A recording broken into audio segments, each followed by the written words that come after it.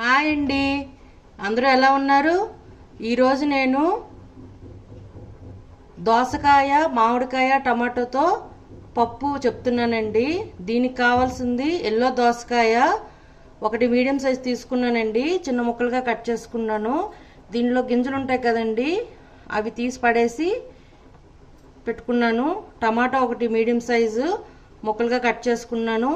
మామిడికాయ కూడా medium size చిన్నది తీసుకున్నానండి, అది చిన్న ముక్కలుగా కట్ చేసుకున్నాను. కారం 1 టేబుల్ స్పూన్, ఎండుమిర్చి, పచ్చిమిర్చి, ఎండుమిర్చి అండి. పచ్చిమిర్చి 3 చీలికలుగా కట్ చేసుకున్నాను. ఎండుమిరపకాయ ముక్కలు 2 తీసుకున్నానండి. ఉప్పు తగినంత, ఇంగువ 1/2 టేబుల్ స్పూన్, కరివేపాకు కొంచెం, పసుపు 1/2 టేబుల్ స్పూన్, ఆవాలు 1/2 టేబుల్ స్పూన్, జీలకర్ర 1/2 టేబుల్ స్పూన్. ఇది కందిపప్పు అండి, ఇది ఉడకబెట్టి పక్కన పెట్టుకుంటున్నానండి. ఇప్పుడు పొయ్యి మీద కుక్కర్ పెట్టుకున్నాను. అది వేడెక్కాక ఆయిల్ వేసుకుంటానండి.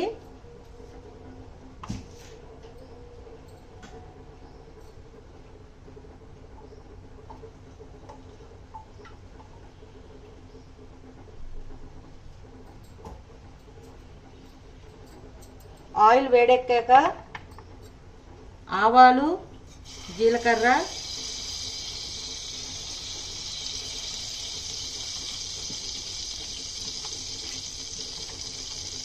ఎండుమిరపకాయలు, కరివేపాకు, పచ్చిమిర్చి,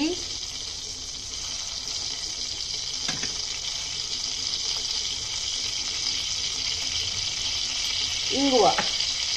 ఈ పోపు వేగాక టమాటా ముక్కలు వేసుకున్నామండి. తాలింపు బాగా వేగిందండి. ఇప్పుడు దీంట్లో టమాటా ముక్కల్ని, దోసకాయ ముక్కల్ని, మామిడికాయ ముక్కల్ని వేసేస్తున్నానండి. ఇది ఒక 10 మినిట్స్ కలుపుకుందాం.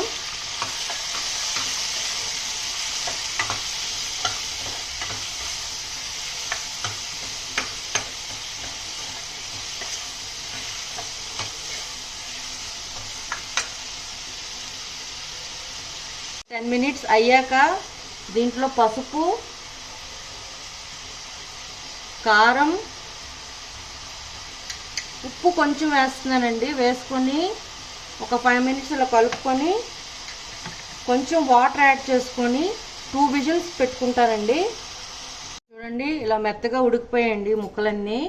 మనం గరిటతోని కొద్దిగా నొక్కుంటే చాలు. ఈ ముక్కల్ని కొద్దిగా లైట్గా స్మాష్ చేసేటట్టుగా చేసుకుందాం. ఇప్పుడు దీనిలోన మనం ఉడికించి పెట్టుకున్న కందిపప్పుని వేసేస్తున్నానండి.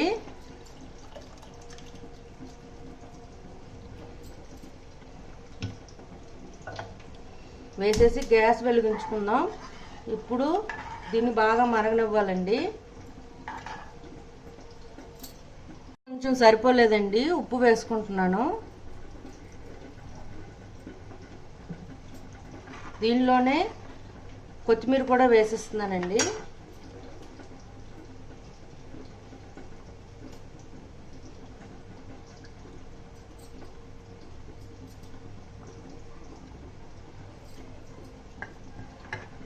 ఇది బాగా మరిగాక స్టవ్ ఆఫ్ చేసుకొని సర్వ్ చేసుకుందాం. చూడండి, టేస్టీ మామిడికాయ, దోసకాయ టమాటా పప్పు అండి. ఇది చాలా కమ్మగా ఉందండి. వేడి వేడి అన్నంలో వేసుకొని నెయ్యి వేసుకొని తింటే చాలా బాగుంటుందండి. ఇది రోటీస్తో కూడా చాలా బాగుంటుంది. మీకు నచ్చినట్లయితే like, share and subscribe it. Bye.